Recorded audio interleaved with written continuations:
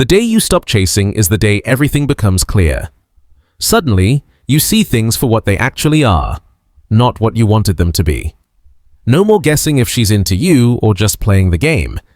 No more wondering if her affection is real or if she's just milking your effort. No more draining yourself trying to earn something that should come naturally. I've watched men waste years chasing women who were never truly interested. The second they pulled back, the truth slapped them in the face. Clarity hurts, but confusion destroys you slower.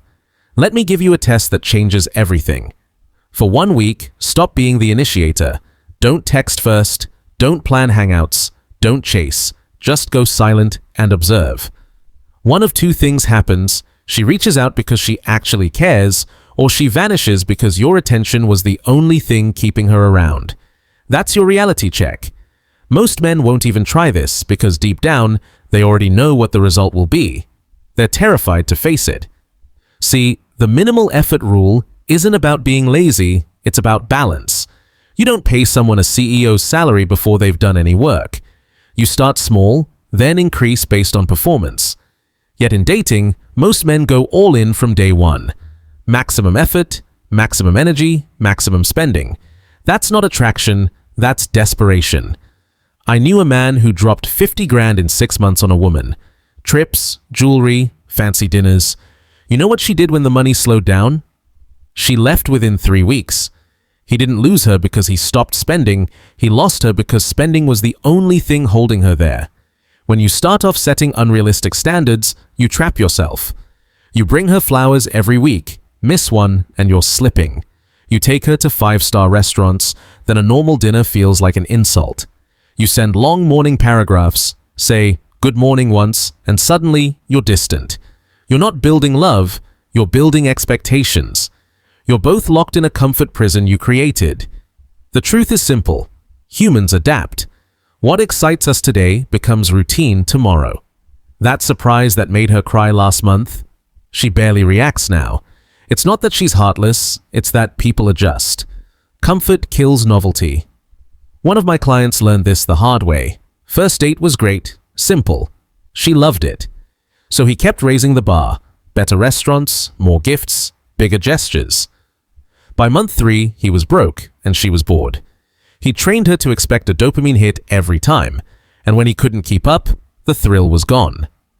Relationships die when you build them on constant stimulation instead of steady connection.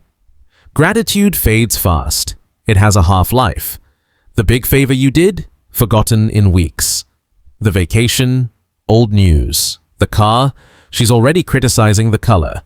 Gratitude doesn't sustain relationships. Reciprocity does. That's what men fail to understand.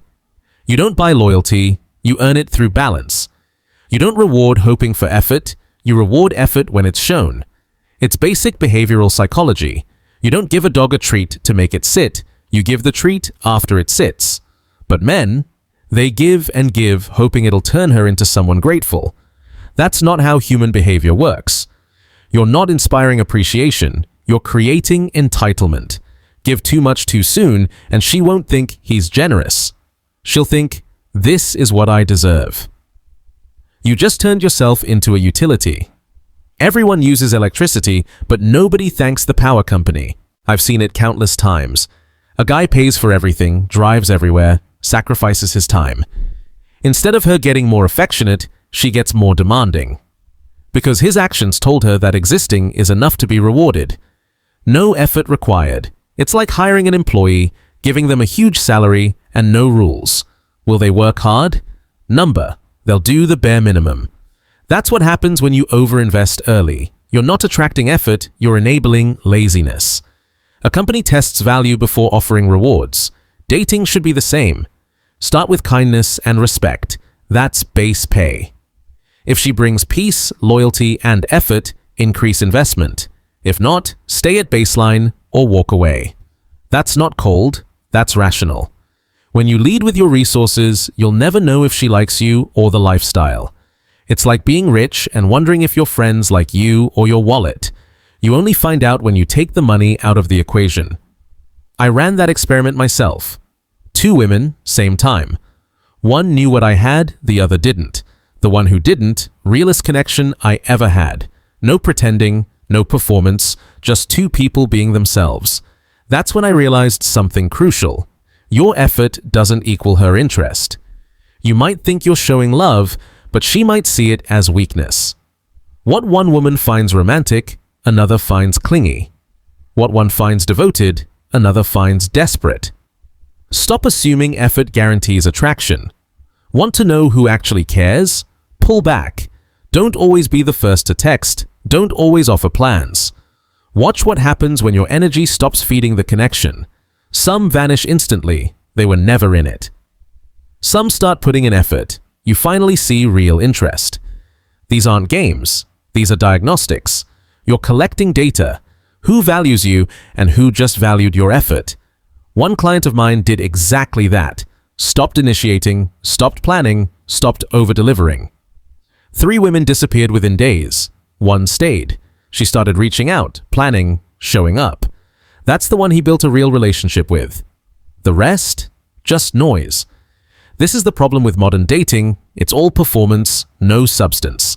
Men try to impress, women seek validation. Everyone's selling an image. Dating apps made it worse. It's a marketplace of attention where men bid with effort and money. Highest bidder wins temporary interest, not loyalty. You're not winning love, you're buying relevance. That's not connection. That's emotional capitalism. So when I tell you to stop chasing, it's not about not caring. It's about caring smart. Have emotions, but don't drown in them. Be interested, but never obsessed. Appreciate, but don't worship. The moment your emotional investment outweighs hers, you lose your frame. You're no longer leading, you're reacting. The second she can control your mood with her silence, you've handed her the power. Pull that back and everything changes. You stop seeing through fantasy and start seeing through reality. Once you stop chasing, you start noticing patterns. The red flags you used to ignore become obvious. The manipulation becomes clear. You stop making decisions from loneliness and start making them from logic. This isn't cold, it's conscious. You're not closing your heart, you're protecting your dignity. Romance today is broken. Men are told to give everything. Women are told they deserve it without giving anything back. In traditional dynamics, both sides invested. Now, it's one-sided effort disguised as chivalry. You're playing a game you can't win. The only way to fix it is to become selective. When you stop chasing, the wrong ones disappear. The ones who stay, those are the real ones. One of my clients was dating non-stop, 3 dates a week, constant texting, endless burnout. I told him, cut your effort by 80%. He did. Most women vanished. The few who stayed actually wanted him. That one change gave him peace and clarity he never had before. You don't need to chase 20 women, you need one who matches your energy. The moment you stop chasing, your energy comes back. You realize how much effort you were wasting trying to prove your worth. You start using that energy to build yourself. You get stronger, smarter, richer, calmer. A guy I knew stopped chasing one woman who never reciprocated, and within weeks, he started a business with all that freed up focus. 6 months later, he was successful, and suddenly, she came back wondering why he'd changed. He changed because he stopped investing in a black hole. That's what happens. You get your self-respect back.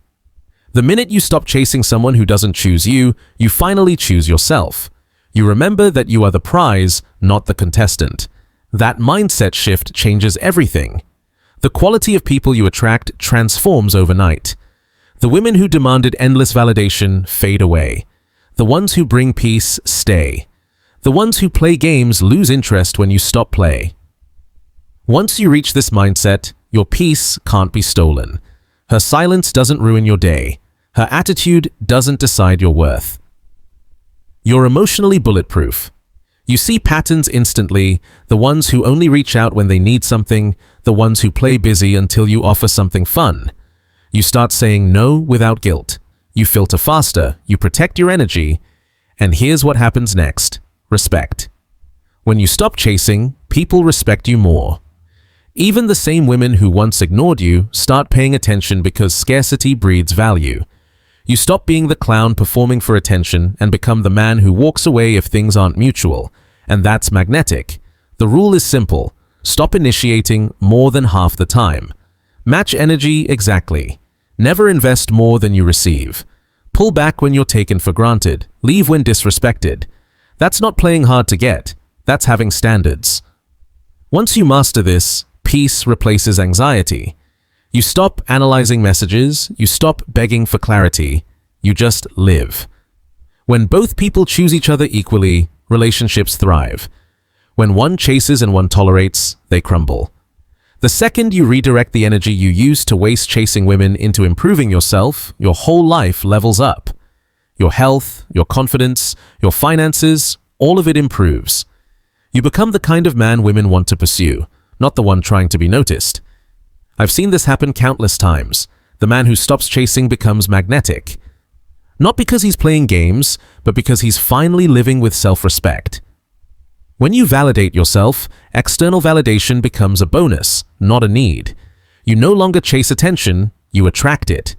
Sometimes the best move forward is to step back.